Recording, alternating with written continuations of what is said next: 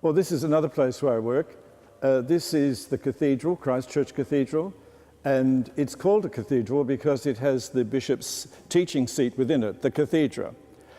Christ Church Cathedral is the mother church of the diocese, and it has a particular context of ministry because it has a ministry to the city of Newcastle, to the congregations who gather here as congregations gather in other parish churches, and to the whole diocese.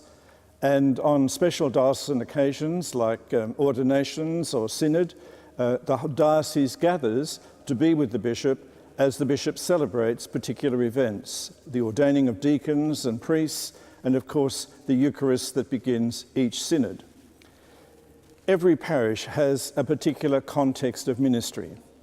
And so far we've talked about the work of ministry, the work that belongs to all the faithful baptized, the work that really represents the ministry of Jesus in particular contexts. We've thought about the content of ministry, which has derived itself from the ministry of Jesus and imitating all of the aspects of ministry that Jesus undertook.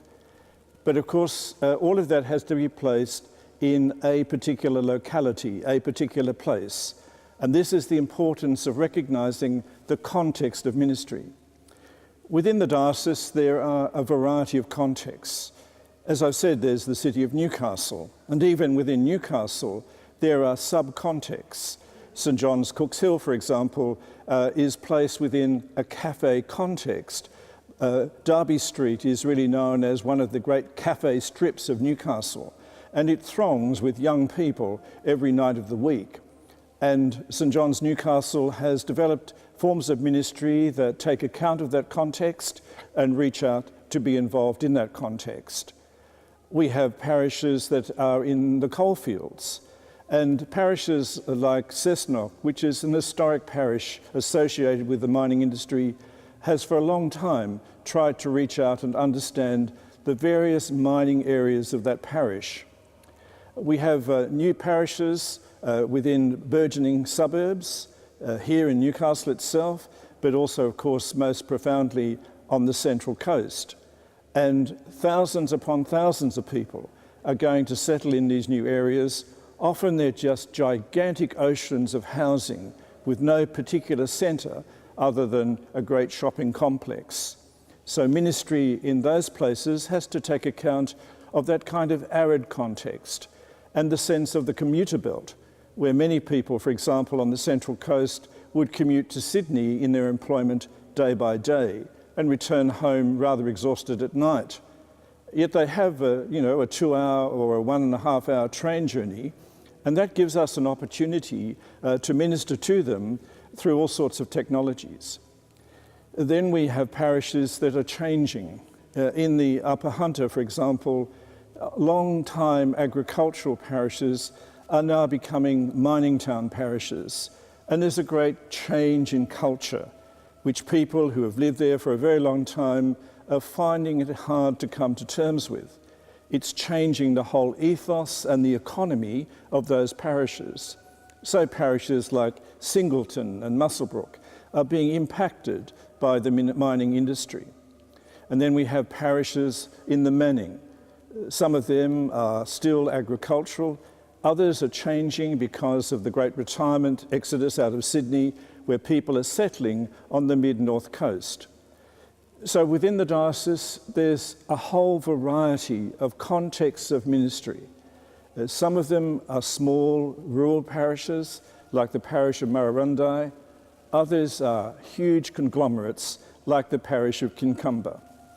And within those contexts, we have to try and make sure that the content of ministry and the work of ministry is undertaken. In my synod charges since I've been the bishop, I've tried to alert the diocese to the great changes that are going on not only in Australian society, but also within the church itself, and how these changes are no new thing in the church. For example, there have always been different expressions of how to be a priest.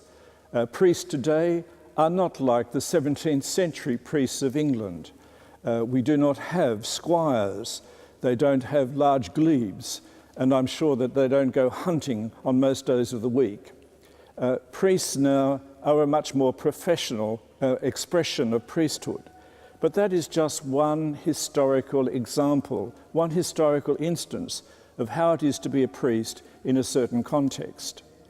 Our context is changing because within Australia, like the rest of the Western world, we've experienced a huge cultural change. Christendom, whereby the state and the church were almost one and the same, has ended. And now we're in a post or after Christendom experience, very much like, I think, the time in the Acts of the Apostles, where people had to be missionaries. It is a very new thing for us as a church to be a missionary church. And so we need new skills, new ways of being the church, new ways of being present, and indeed, new ways of expressing Christian ministry. This is why we've embarked in the Diocese on the vision of becoming ministering communities in mission, because in a variety of ways, we're trying to free up stipendiary clergy to be the spearhead of mission in their local contexts, and enabling ministry teams to multiply the possibilities of ministry and mission within any given context of parish. Now, this is quite a remarkable thing, and it's taken an enormous amount of energy. It is novel in one sense, but yet it's continuous with what the Church has tried to do throughout its entire existence. After all, when you go back into the New Testament and see what Paul did, Paul established churches, nurtured them for a period of time, set up local leadership, then departed and started on a new enterprise. But he kept in contact either through the letters that he wrote, and we have some of them in the New Testament, or through his episcopal overseers, whom he sent to go and visit those churches and to deal with the issues that they had. In a way, we're replicating that in the diocese at the present time, as we seek to ensure that the context of ministry is valued and that the way we do ministry takes account of the particular context in the diocese. After all, in the Gospel of Mark in particular, you see how Jesus himself took notice of context. There are two feeding miracles in the Gospel of Mark.